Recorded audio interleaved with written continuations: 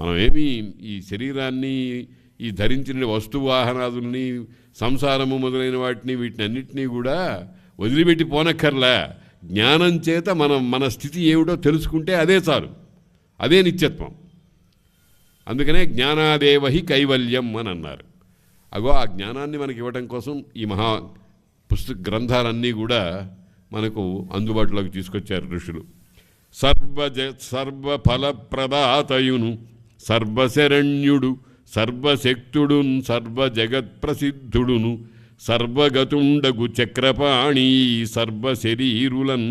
శరీరులున్ విగమ సంగతి చెంది విశీర్యమాణులై పర్వినచో నభంబుగతి బ్రహ్మముతా చెడకుండునెప్పుడు. లోకంబులు, లోకేశులు, లోకస్థులు తెగిన తుదిన్ అంటే అన్నీ ప్రళయం అయిపోయిన తర్వాత